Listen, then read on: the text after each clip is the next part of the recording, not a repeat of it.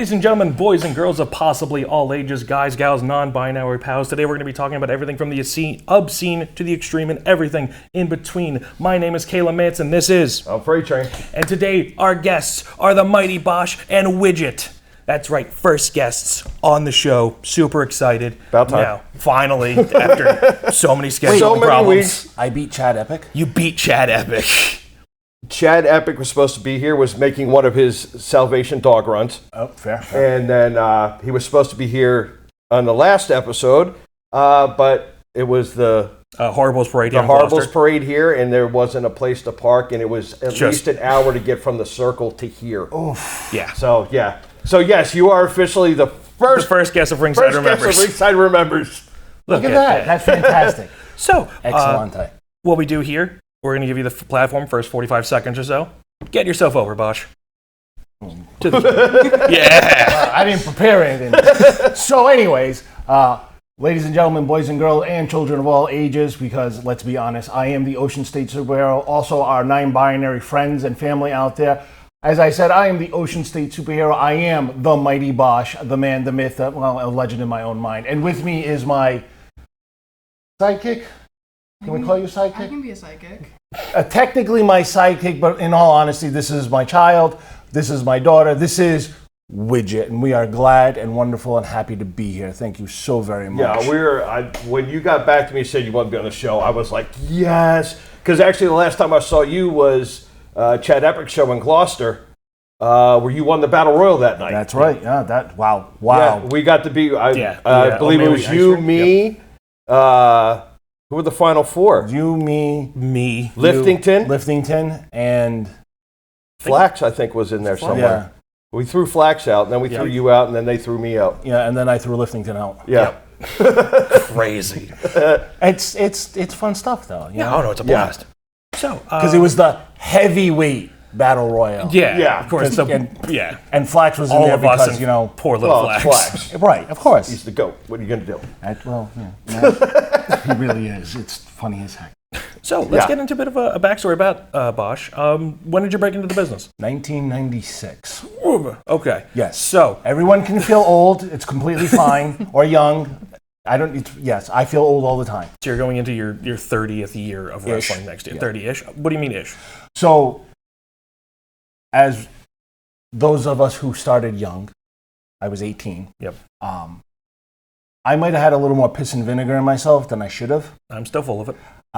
And in my first run, it basically got to the point, and I don't have confirmation of this, but it's the assumption that I've made over my time, thinking about it and reliving it, that I basically just got too big for my britches, and I just stopped getting booked. Gotcha. I did do some other stuff. I've done some stuff on my name. Bosch has appeared in wrestling plays and various live action stuff and things of that nature, but the squared circle and ring stuff kind of stopped for a bit and then picked back up in about 2018, I think. 2018? Okay. What got you back into the ring in 2018? Was there a particular moment or? Funny enough, so on the outside when I was doing things, I was part of this live action role play group. Yep. And Sid, who is my current sidekick and also manager and partner, happened to introduce me to somebody and said that he was also an indie wrestler. So maybe I could talk to him and we could have a conversation. I could relive some of my glory days. Yeah, boy, glory days did I relive. So I sat down with the gentleman and we started talking and everything like that. And I asked him about, who he was and everything like that. And he goes, I wrestle as Theodore J. Liftington. Oh, okay. All right. Oh, that's cool. And he goes, and I, it wasn't clicking because it's been years. And then I go, well, I used to wrestle too. And he goes, oh yeah, wait. And I kid you not, you could hear the record scratch. He stops, he looks at me and goes, you're the Mighty Bosch, your partner was Daedalus DeMark, you were the Knights of the Realm, you were the PLW tag team, and I'm sitting there looking at him, okay, this is a rib. This is 100%. I'm being ribbed. Somebody's playing me because he knew just enough. Wow. So I'm looking at Sid, who's across the room handling something else in the middle of the game that we're playing, and everything like that, and I doesn't even know what's going on. And I'm looking, and I finally go, "How do you know this?" He goes, "Well, I wrestled with you back in '98." Really? Wow. He had just started his career. I had already been in it for a little bit, and it was a completely different name and everything like that. Also, again, 30 years ago, we all look different. Yes. I had way more hair on the top of my head as opposed to, anyways.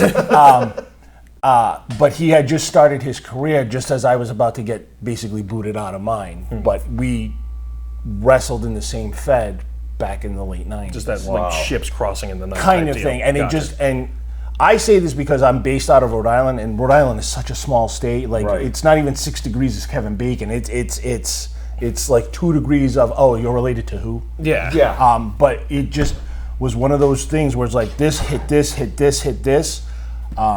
So I was talking to him, and he was telling me about how there was a training school and everything like that, and I should go, and I should go, and I should go. And I was playing it off because, I was 300 pounds and old and hadn't been in the ring forever. Yep. And then on one pay-per-view night, I happened to be talking to a college friend whose house we were hanging out at, and he's like, "Oh yeah, my buddy does the wrestling thing too. If you want, I can call him and find out where he goes to train." And he ended up knowing Coach Will. Oh, wow.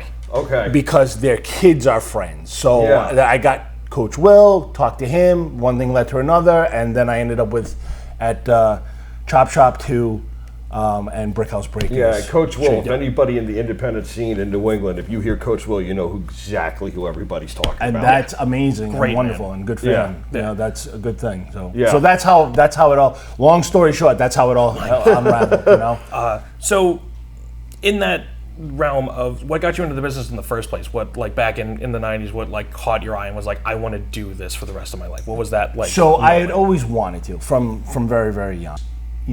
When I was a kid, my parents had their own business. They were working 6 days a week, Yep. and everything like that. So I would be with my grandmother, my maternal grandmother, and we would watch wrestling. It's what right, we did cool. on Saturday mornings, cereal, cartoons, wrestling. And my grandmother was into it. Like, I'm going to tell you something right now. Anybody who doesn't understand this, kids and old ladies, pro wrestling. Those are the two. Yes. Seriously, that is what you want your audience to be. Everything else can get filled in. You want to hit those because, boy.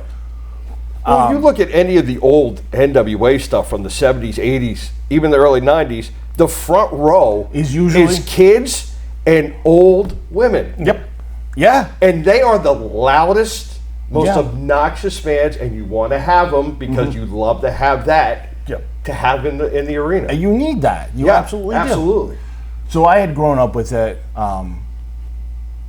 watching the Golden Age and everything like that, Hogan, Andre, Tito, Yep. all of them. That was superstar Billy Graham, Bruno's my guy.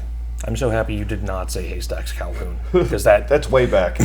But like every fan that comes up to me in like regular day-to-day life is always like, oh, I remember watching wrestling, Haystacks Calhoun and Andre. It's always the two biggest people, and it's Right. like, yeah, I get it, the big fat guys. I understand. I get why you think I know them. Of course. Damn. Which is why when people talk to me about what wrestlers do you remember watching, I'm like, Iron Mike Sharp. And Yeah. I start naming these Right. guys that could never get a win, and I'm like, Damn. those are the ones I remember. But that's the thing. Too. So, and Iron my Mike Sharp, the parents, loudest wrestler ever, by the way.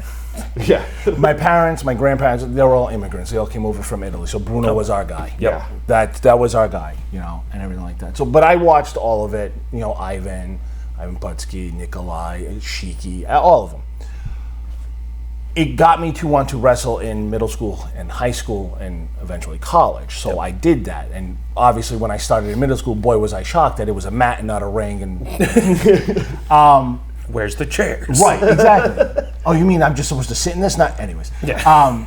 So that got me in love with wrestling, and I was also a theater kid. So I did theater and I did high school, college, Olympic, however you want to call it. Yep. When I was in college, I made a couple of dumb mistakes.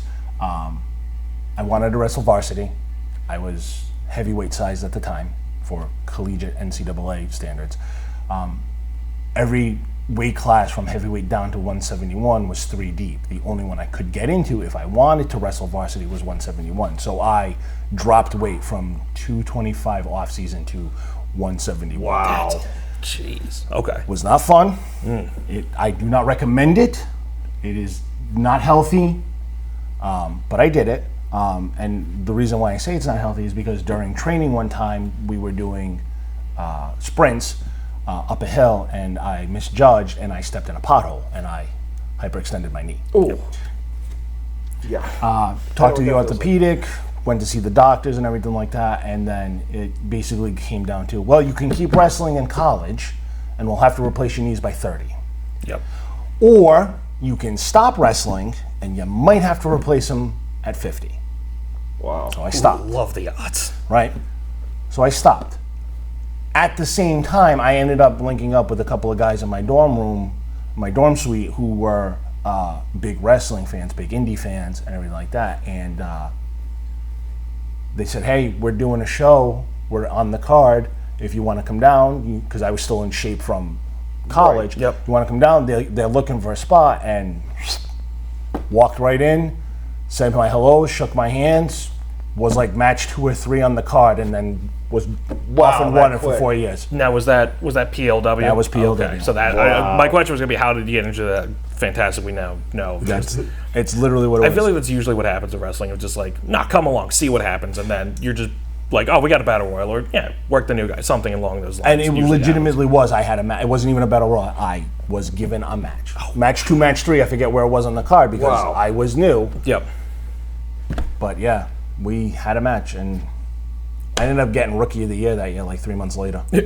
Oh, that's insane. So- I was about to say, Walk like, into- the college, wrestler, like, I get it. Like, that makes sense. Which wasn't my gimmick when I got in. Really? That I didn't come in as the college wrestler guy, which would have been the easiest Yeah, thing in I the was about world. to say, yeah, yeah. it kind of would have made sense. No, I walked right in with this weird paladin warrior guy from. Okay.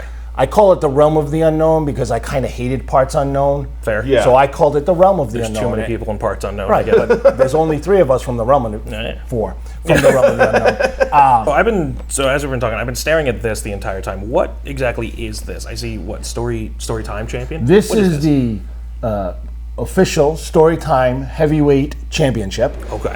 Because as in their secret identity, Sid, in real life, is a librarian. Okay. Okay. And we both have a fondness for reading Rainbow and Love Arbor and things of that nature. yeah, that was a Mr. great Rogers, show. stuff like that. One of the people who works for RWA and T Phoenix happens to be a city council person. And he had this thing where he wanted to do like a story time at a library.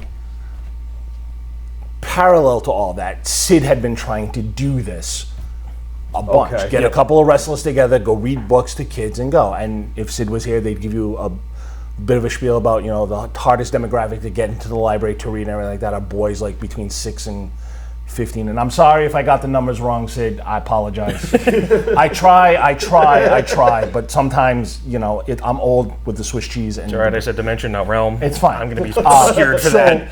So we started doing story times. Okay. So it's myself and Sid, and we usually find one other person to come with us, and we read picture books. And Sid has this collection of picture books about dino wrestling or families who wrestle or WrestleFest or cool. coach of wrestling. Like it's Yeah. fun stuff, and it's amazing because you see the kids come to the readings, and we're usually outnumbered by the parents and adults because it's like one kid with 2 parents, or it's Right. an infant baby and 2 parents because wrestling is a thing. Yeah.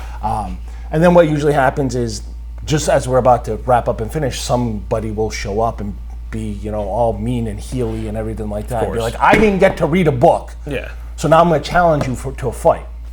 So now I have to defend the title. Okay. All right. So we defend the title, and then quick little no-ring match in the library.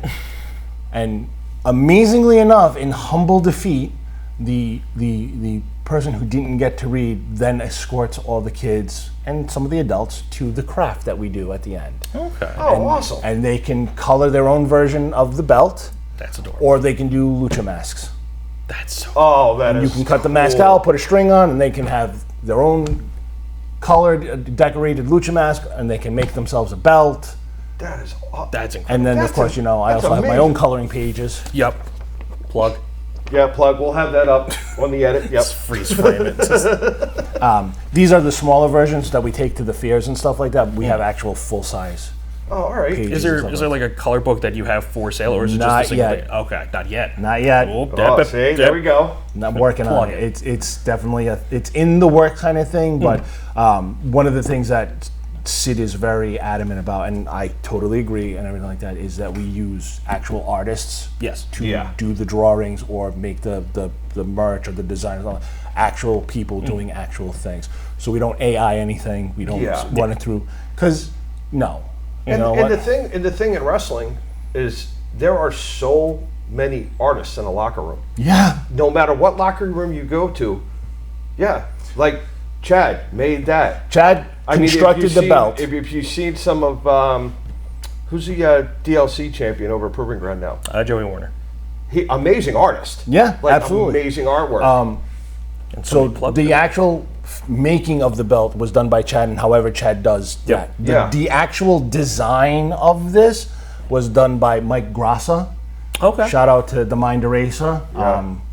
I don't care. He still scares the hell out of me with the mask he wears. I mean, I get it, but that creepy mask, and he makes something beautiful like seriously, that. It's right? awesome. So it's awesome. It's usually how this works. Yeah. you know, it's amazingly enough, we actually are doing a story time down near Cape Cod. I don't know when this will air, but basically next weekend, which is July 20, 25th, 26th? whatever the Saturday is of July. Well, I'll tell Gotcha. you what. If this doesn't air before that, why don't you? We'll have it. Just text me the information. We'll put it up on the OCW channel, we'll the plug it. Facebook, the YouTube. We'll Rock put it and all roll. up there. Absolutely. Yeah, absolutely. The idea with this show and anything involving OCW is we want to try and get as many eyes on wrestling and anything wrestling affiliated as possible. Cool. Yeah. So this is incredible. The fact that you guys are actively working to get a younger audience to look at wrestling. And I credit where credit is due. It was 100% spearheaded by Sid.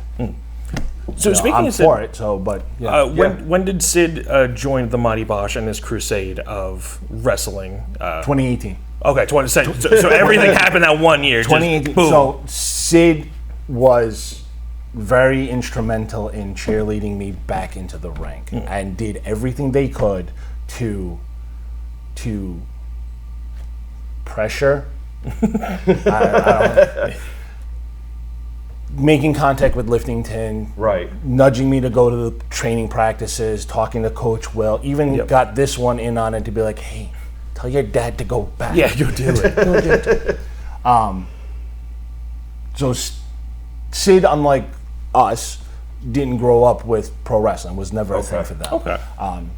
So when Sid got into the wrestling with me, the performance and the storytelling and the costuming was what drew them in. Okay. And then we started the research and you should watch this match, or you should check out Yeah. this character, you should check out, and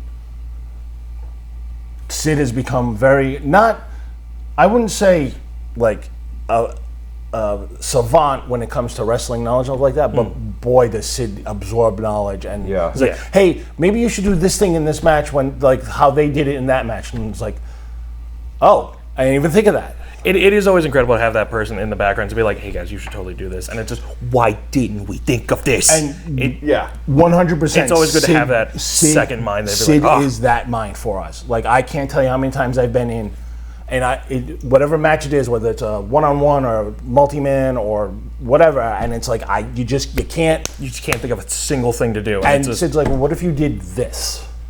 And it's like, pow! I guess Yeah. we're doing that because damn it. Because it's like, oh my, and it's the movie cinematic, like, huh? Yeah. Holy crap, that might actually work. And then the other part is, why didn't I think of that? Yeah, that too. You know. So, speaking of your sidekicks, Widget, when did you officially become a sidekick to the Mighty Bosch? I'm assuming at birth, but it could have been later. What was the first thing at the Chop Shop that you took me to? Was that 2019? That was 2019. 2019. 2019. Breaking the pattern. Yes. That's 2018. Was it? It was. Yeah, it was It 2019. was like Okay. late, early 2019, was late late-ish. 2018. Okay. Was it? Yes, because that's when we did the thing and challenged for had you do the fan autograph. Yeah, the fan autograph. Go ahead, tell me. So, one of his matches, I don't remember if it, what type of match was it? It was for a title match because Okay, it was a title match. It was a title match. I just want to preface this. Yeah. At the time, RWA had another title, which was the TCW title, which was Tiverton Championship Wrestling. Okay. Not to be confused with the other 9,000 TCWs. Of course, yes. One of the guys at the time, Harry Brooks, had won the title off of Dick Lane, Okay. but then got hurt in a bad accident. So was cutting promos and stuff as the TCW champion and doing silly things like beating his brother in video games or beating the parking meter to retake and ducking challenges. Yeah. So one match, because he was like the villain, like Yep. he's the, and there was one match where he challenged him to the title, but he kept dodging it. So one of his promos he did was it in the ring? In the ring. He did it in the ring, and I was there as a fan of him. So there was a contract that I had that we had folded up, and I was gonna get him to sign as an autograph. Oh. So he's in the ring, he's cutting the promo, I'm yelling, I'm trying to get him to sign the autograph. Yep. He pulls me into into where the thing is, the ring. Inside the barrier. Okay. In the barrier. In the barrier. And he signs it, and he's like, I'm like on the ring, he's still in it, and like he's signing it, and he's like waving it around, and I take it back, and I yell as loud as I can, "Dad, I got the signature!" And I ran. Through Gorilla. Yep. And I ran. And then it goes, and he was, it was a thing. And turned into a title match. That's actually a Very pretty good nice. angle. I like Super that. smart. Has there been any training on your end to possibly get in the ring, or is that still a... Here and there, Okay. when we can, I train with him. Okay. So my question is, have you taken a bump yet? Have I? Yes, you did. It was at the fair show. Yes, I did. Okay. All right. Yes. And she's still smiling, so that's a good thing. So We're just yeah, smiling. it wasn't that It's good. bad. No, it wasn't. Oh, But was it the show I lost my rings? yes. Yes.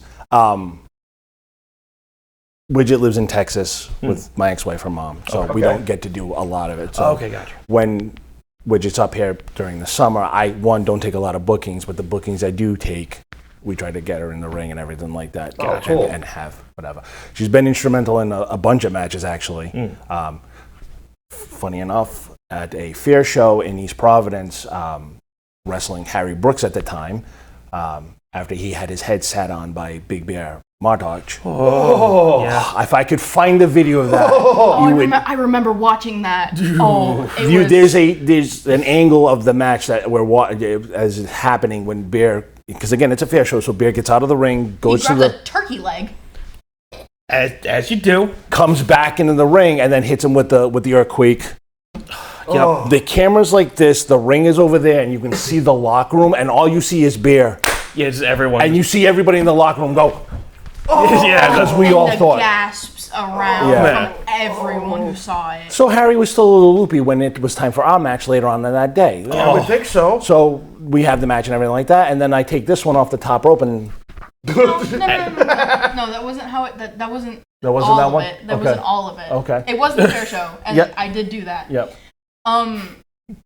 Cause Harry Brooks was he was being a for lack of a better word. okay. Was this pre or post Brain becoming a pancake? Post. Okay, well, all right.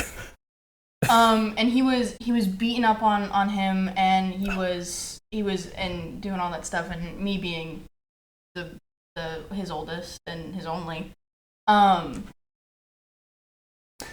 I have a That's lot of a- adopted kids, but that's besides the point.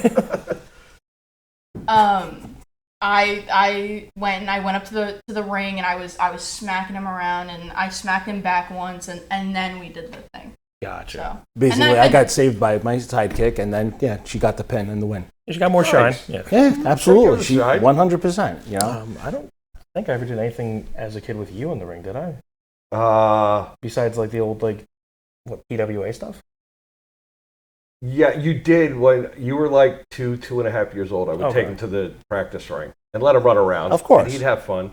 And we had a small guy there named Button. His ring name was Buttons. Preston D. Buttons. That was his name. He was like 4 It would foot get 2. so over That's today. amazing. It would get But so he over. would wrestle with him as a little kid and take the bumps for him and take the, he would DDT him and he would flip for the suplex and everything. It was That's insane. amazing. So it is just a thing that, like, generationally, if you have a kid, like, they're getting in that ring. Of course, Like, it absolutely. will happen. The biggest thing that has happened was last year at Legacy, RWA's big show of the year. Yep. When we walked out together. We actually walked out to the Very ring nice. with me. Nice. So, got the whole screen thing with Now, do you have your own superhero costume, or was it more casual? I matched colors with him. Okay. But I don't have something like that yet. I don't. Not that level of sidekick just yet. Not yet. Not Okay, yet. gotcha. We're still in training phase, not Gotcha, necessarily, of course. not necessarily sidekick in training. So, Yeah. Get out of here. it's kind of sidekick, not superhero in training, but Yes. sidekick in training.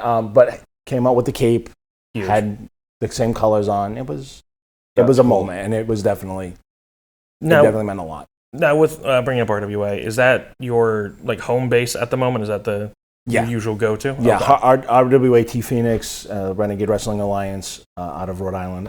That's of course plug. That's my home base currently. It didn't start like that, but it has morphed into that, and nothing but good things to say about T. Like I could sit here and talk for an hour about how awesome T is, and anybody Yeah. who's ever worked at him. I think everybody I ever talked to about T, and I met him a couple of times because I did, some shows down there here and there for other promotions other than RWA. But T was like an amazing dude. Yeah, he's But absolutely. I barely know the guy, and I'm like, he's pretty cool. And you know what the best part about T is? He's humble. Like, Yeah. he'll probably be like, "Why did you say that?" Like, you didn't Yeah. have to. Like, but T is one of the. I don't want to say one of the up and coming because he's been doing this for years. Yeah. But coming back from COVID, RWA has definitely grown immensely. Yes. And it's because of T's leadership and how he treats his locker room and how he treats his workers and what he does for them, and in return how they respect him and what they do for him. Right. Yeah. Like it's Absolutely. huge. So No, it, You know. it is incredible to see like any promotion around here survive post-COVID because it destroyed most of them. of course it did. So it is still inspirational. I think is a good term to use for like Yeah. the fact that you can still keep this dream going. And be like, no, we're gonna keep doing it. We I mean, will. it put us continue on the on. shelf for 4 years, 5 years. Yeah. So, But I mean, some people have come back and some people haven't, and some people Yeah. have rebranded, and some of it works and some of it doesn't. But yeah, so definitely RWA is definitely my home base and everything like that. Like I will admit wholeheartedly that a lot of bookings I don't end up taking because if he's running a show, yeah. I want to make sure that I'm available for him first. Oh, yeah, absolutely. So that's, whether or not I'm holding a title, I make sure that I'm available for him Yes. because he has done so much for me. And Right. everything. So, like, again, shout out to T. But Yeah, absolutely. Has there been any, like RWA, you've been working there, I'm assuming since 2018 going onward, possibly.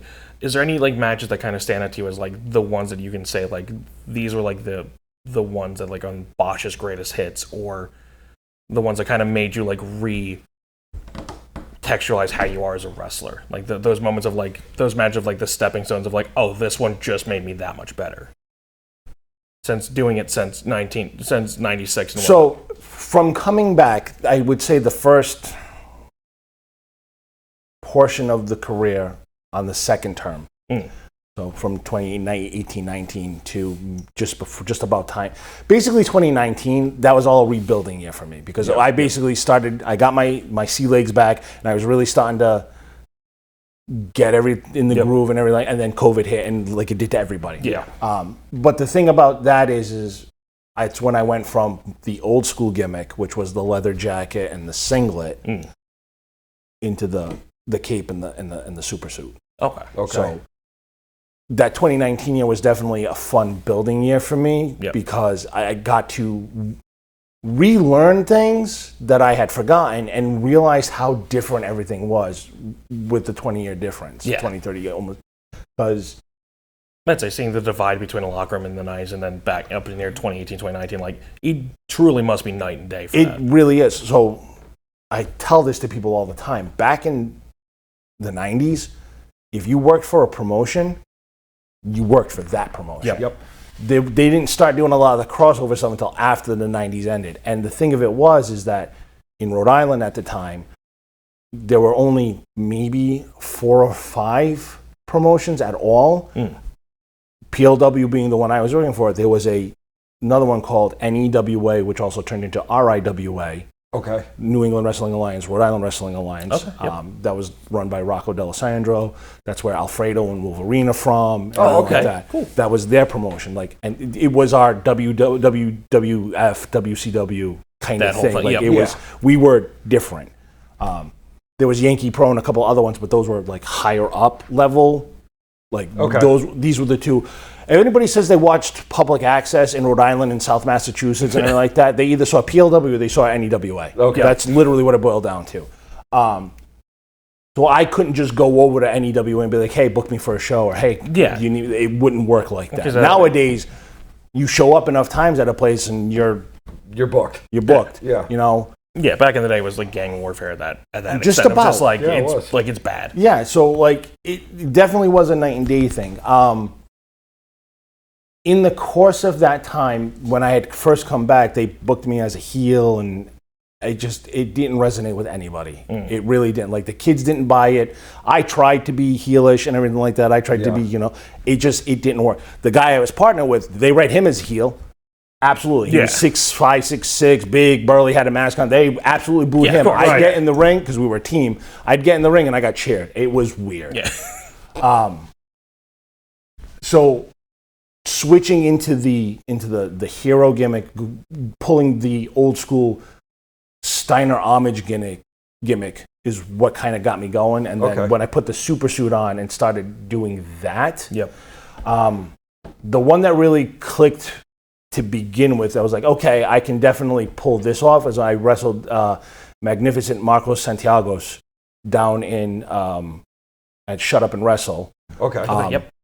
And it was weird, and it was the one because he was the first guy since coming back that I had wrestled in the Bosch gimmick that was close to of size to me. All right. I wasn't the big lumbering guy over the small skinny minis and everything like that. And I say it like that because I actually wrestled for another promotion before all that called Providence Wrestle Party, also known as Live Prov Wrestling. Okay, yep. I had wrestled Liftington, and I had also wrestled Dick Lane. And the match I did with Dick Lane in that Wrestle Party kind of made me go, I don't need to do to get my stuff going, to get the people behind me. So those were definitely the two big ones.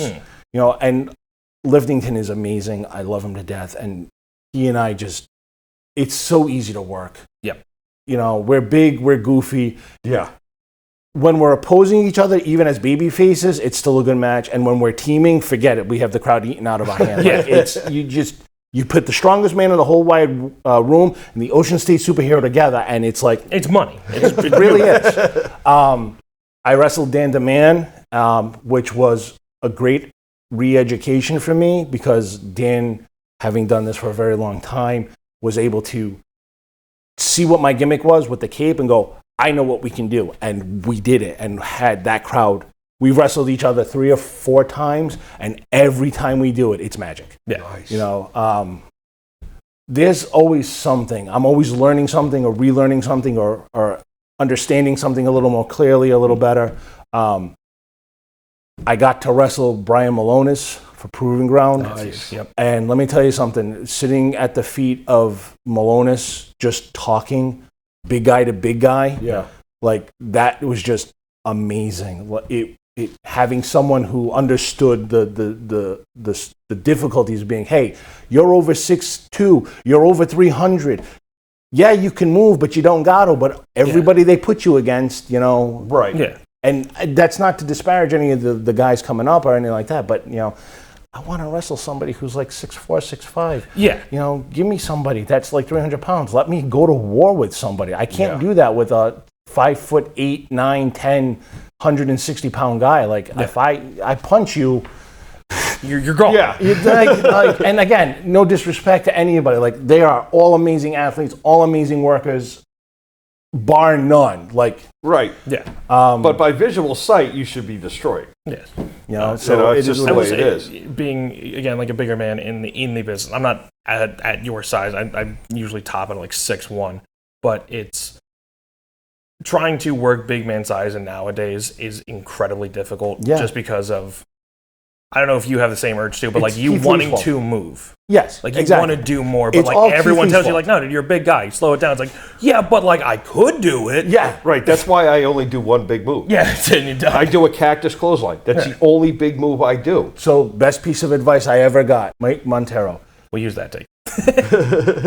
We were talking and everything like that, and again, it was one of those like I don't know what to because I can do all this stuff, especially because I have the shoot background. Right. I have all that lineage. I have all like I can do this. Like he says, listen, he goes, you're a big guy, you don't have to do much. You go, okay. He goes, pick one big spot.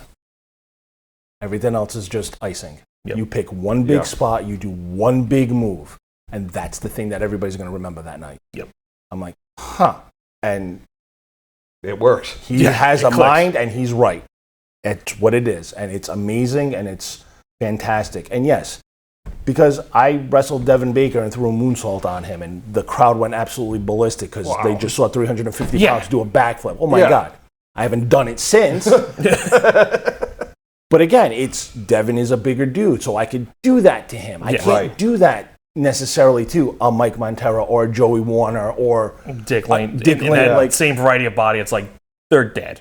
Like- you know, like when it calls for it, sure. But again, it's just taking the pieces, keeping the craft going, learning the craft, passing it on, talking. Yeah. You know, I've gotten to the point now where it's like, okay, kid, you've been in this business for about a year and a half. You really need to stop. Like, Yeah. you got to slow down. You don't need to. But I can do all these moves. Yeah, just because you can doesn't mean you should. Yes. You know, like we don't need to do that. One of my favorite matches, as I ramble on here, Keep going. one of my favorite matches was doing a charity show for Make-A-Wish, Wishes on Wheels, Huge. out in Connecticut, and got put into a tag team match. Circumstances happened, turned into a 2-on-1 handicap match. And the guys I was wrestling, they wanted to do all this stuff. And it's like, guys, this is a fair show. We don't need to do all that. Yeah. We really don't. No. Okay. So we go and we start working. And we're doing all the stuff. And sure as it's a free show, and there's kids in the audience, and nobody cares about the 13 super kicks. And well, it wasn't 13. But Yeah. all the Yeah, I get Ranas you, and though. flips. And Right. like, there was one kid in the audience. God love this kid. One kid in the audience who just didn't care. Punch him in the beep. Yeah. Oh. Like, just kept screaming it. And I'm like, all right, boys. I got to do it. But I didn't. We didn't get to that point. But I was able to show them, listen, we're in a fair show. This is what you do. And in the middle of the move, he screamed it again. I stopped and I turned and I said, look, I'm a superhero. Yep. I don't do that kind of thing. He goes, all right. I turned back and the guy's got heat on me. Yep. So being in that position, being able to say, hey, listen, you know, when I did this back in the 90s, we did it like this. Yeah. I understand that on TV it's all this, but I'm telling you, this is you doing the same thing the other 350 people in the 10 square mile radius that we're Yeah. at are doing. Right. If you do this, you're going to get noticed. Some people listen, some people don't. Yeah. You got to be different. It's the only way to do it.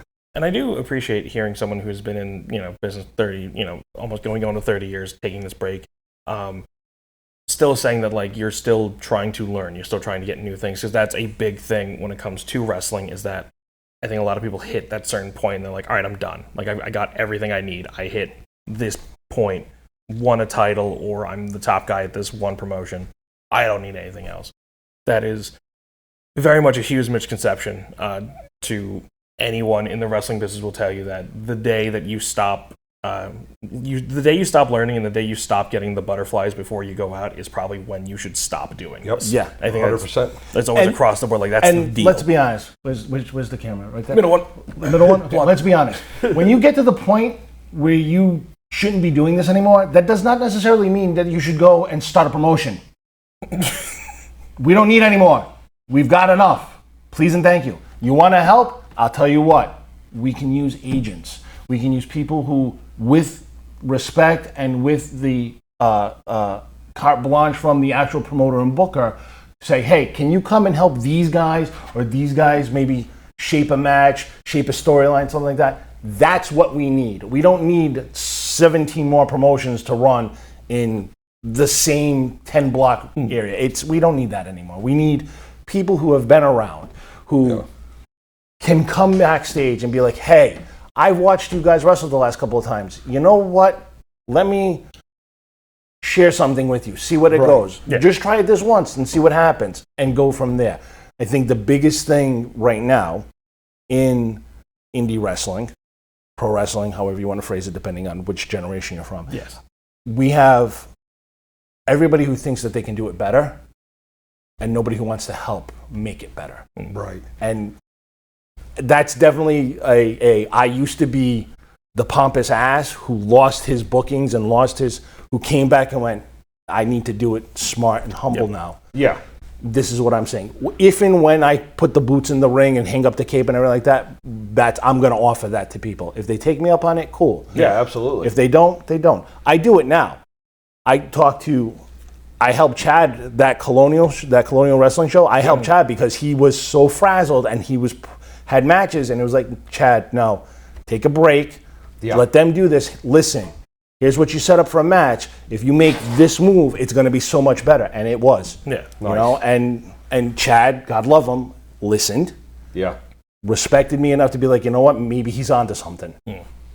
Put it through and went, yeah, that actually worked a lot better. Nice. So, you know, that's what I see as the small time guy that I am. You know? I could have put it any better. That was pretty good. So we got a little bit of time left, and what we do, we're trying to get it over for the end of the show. Is we're going to ask you 5 final questions. This can go for both of you as well. I think this is probably something you guys can relate to. So for the both of you, who's your Mount Rushmore? Top 4. No, I'll let you go first. In Who's your top 4 favorite professional wrestlers of all time? And don't worry, you won't insult me if you don't say me. I mean, I have to say you. Okay, that's fine. You got me into everything when I was a kid. Okay. Yep. It doesn't have to be TV people either. It can be indie people. Yes. Asana. Okay. That's a good pick. I love her.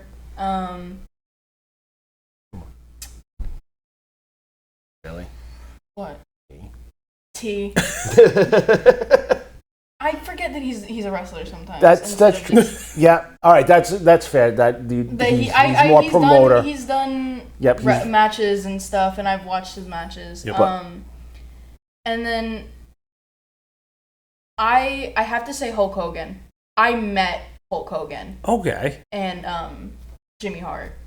So I met them, and Yep. it was a surreal experience to just like meet someone who was doing that. And Yeah. It is definitely a weird thing hearing someone like this young say Hulk Hogan as their Mount Rushmore. That That is. Listen, good, better, and different on the outside. Separate the art from the artist and everything like Yes. that. You can't deny what he did. And No. No. Yeah. It's just incredible to see, like, again, someone this young to be like, nah, Hulk Hogan, that guy. And it's like, It's like you would say, it's like- oh, slap, kick, leg drop. I said, yeah, watch his Japan stuff. Yeah, seriously. Everybody forgets that. Yep. For me, it's tough because it always changes. Yes. It always Yeah. varies and everything like that. So I'm going to give you just my Mount Rushmore of all time. Gotcha. It's just you say these names, and whether you're a wrestling fan or not, you know who they are. All right. Bruno, Yep. Yes. Hogan, Andre. Yep. And the fourth one always changes because it depends on the mood. Yeah. But in this mood, I'm going to say it just because with everything that's been going on, Dusty. Fair. Nice. That's a good Mount Rushmore. Yeah. Between Cody's thing, Dustin's thing. Yes. Everything Dusty has done. Like, those are the four. Half the roster's Dusty kids. Exactly. It's crazy. And we can argue points about this, that, and the other thing and everything like that. And I try not to, because they're opinions, and everybody has their opinion about everything. Yep. And I watch my sports ball friends. Yes, I said sports ball. I watch my sports fanatic fans argue things like who's the greatest, LeBron or Jordan, Montana or Brady, Gretzky or Bork. Like, one fun fact: it is Bill Murray. He is undefeated against the Monstars, 1-0. Fair enough. So when it comes to stuff like that, you can. It's always gonna flip flop and everything like that. Yeah, it will definitely. But I'm very much like you. Oh, Hogan's only got 5 moves. Yeah, so did Cena in the last 15 years of his career. Right. So did Stone Cold. But nothing. Yeah, it's same It's thing. all the same You thing. can say whatever you want about the human. I get it. But what they did for the business, Yeah. Hulk Hogan, and a lot of people don't understand that now with social media and everything like that, because everything's right there at your fingertips. Right. Hulk Hogan was a household name, second only to Mickey Mouse. Yeah. Around the globe in a time when there was no social media. Yep. You cannot deny. No, you cannot. You cannot. At all. So, second part of the question. Second question. Yeah, second question. Dream opponent that isn't on your Mount Rushmore. If I could wrestle somebody Yep. that made it big, Dean Malenko. That's a good Wow. one. I would love to have wrestled at some point in time as a name, Dean Malenko. I think he and I could have had an amazing match. My submission finisher is an homage to him. Oh, that's awesome. Yes, the manhandler Yep. submission hold is a Texas Cloverleaf style submission because of him. Oh, that's Sweet. huge. Absolutely 100%. I would have Yeah. no ifs, ands, or buts. Legend, who do you got? I have 2. Okay, it's fine. So, Harry Brooks. Yep. I wanna wrestle him. Got to finish the story. I gotta finish the story. There you go. And more modern WWE, like this day and age, Rhea Ripley. Of course. I wanna, or Liv Morgan. Like I wanna, like It depends on the day. It depends on the day. Yep. I've watched WWE and like I've seen the matches not only just between the two of them, but like with everyone else and like them versus everyone else, and I want to experience that. Yeah. Like huge. I want to. That's a good pick. So, who is the most underrated wrestler that you believe, like all time? That's on TV or just in general? In general, just of all time, in your opinion, who is the most underrated? You mean besides me? Yeah.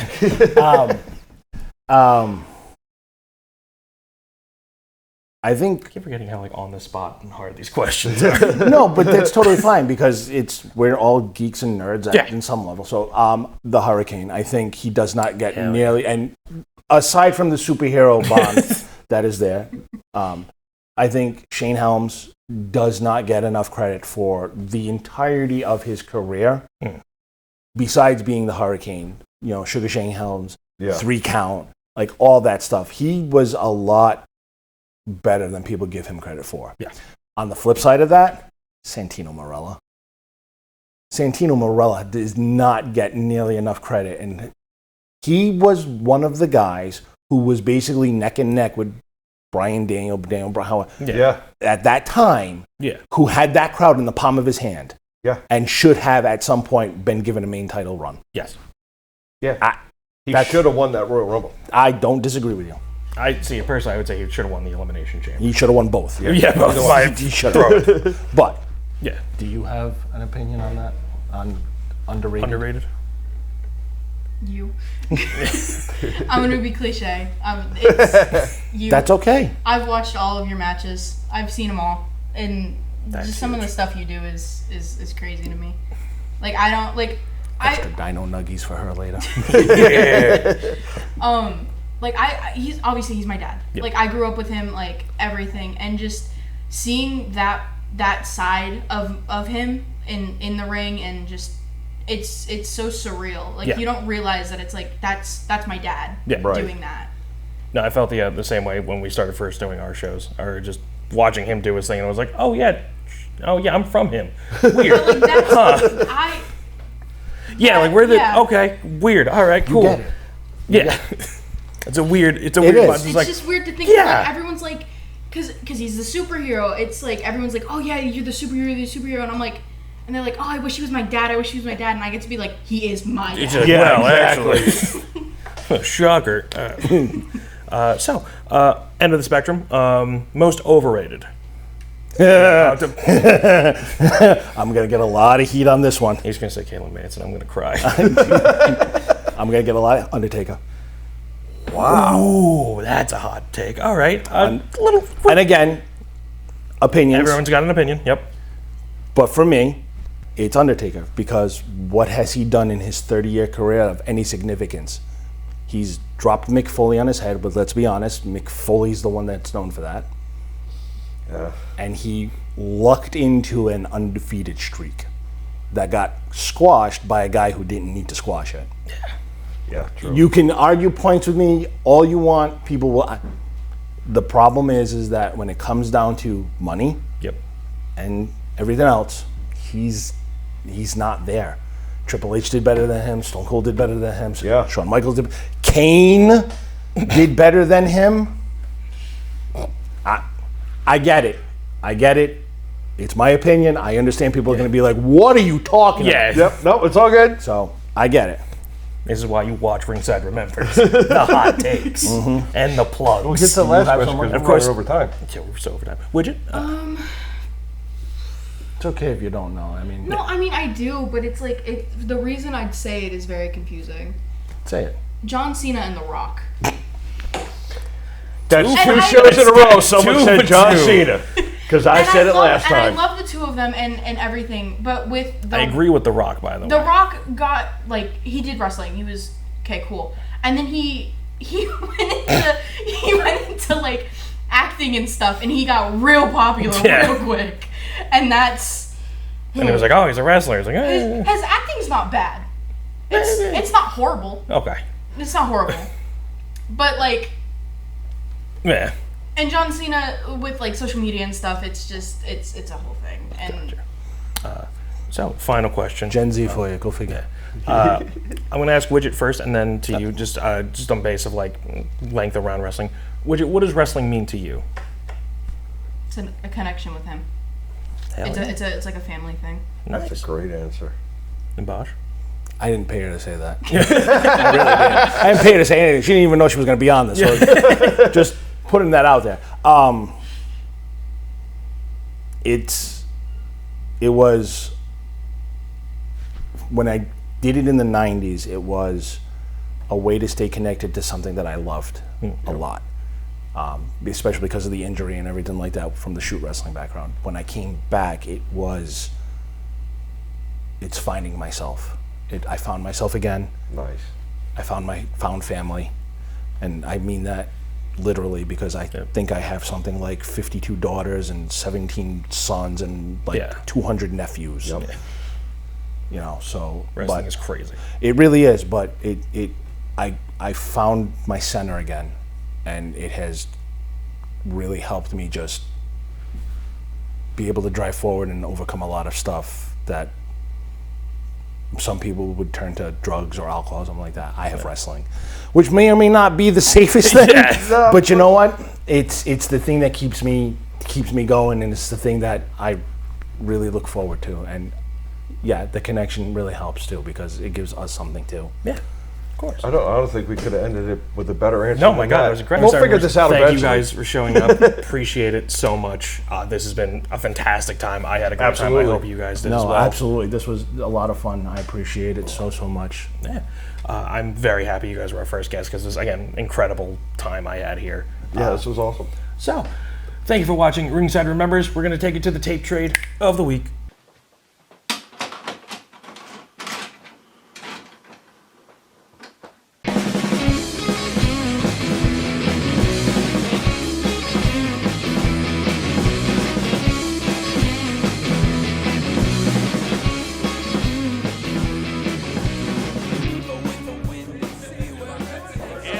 for that pristine Ocean State Championship. And it could be the last time he ever gets Wait a minute! hands Oh, he on got it. both!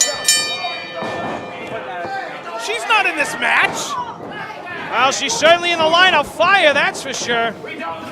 Tony Spencer dumping the mighty Bosch out to the floor. This ring belongs to him. Spencer with his ear taped like the late Butcher Hughes. Ooh. Tony has always been known as a heavy-handed striker, whether it be the stomps. Oh God! No! Oh wow! Look at the strength. The bigger they are, the harder they fall. And Bosch has taken one mighty fall onto that apron. His spine's got to be in pieces right now. Oh, wait a second! Spencer's lost his mind. And he's really pissed off the mighty Bosch in the process. Irish whip into the corner. Bosch charges in. Big splash in the corner. I'm pretty sure Tony can taste his spleen. Bosch making sure. Oh, wait a second. He attempted to blow out the lungs of the mighty Bosch. Didn't get all of it.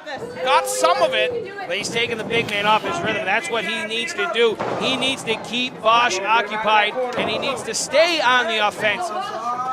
And he the only needs way to to take away not just occupied. He needs to keep him angry. An angry man will always screw up in the strategy department. Tony Spencer, hellacious slam into that corner. But wait a second. Collar and elbow to. Oh, wait a minute! Oh! Good night, Irene! How did he kick out of that? What do you even call that? There was no bell. That was a 2. And that was a punch across the mouth, which Bosch answers in the same. The mighty Bosch, when you motivate him the way that Tough Talk has done in such a short bit of time. Oh, big suplex. You get the monster within. Bosch is irate, and he is charged up. Oh, wait a second. You know what he's going for. Looking for that patented Michinoku driver. Cover 2 and new.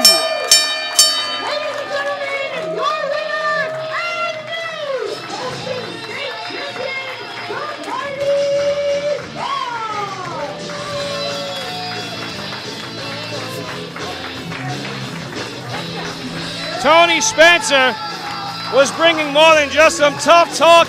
He was bringing some tough action.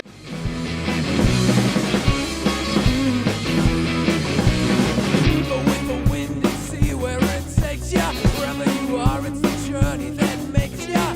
And now you're lost, no family, no friends.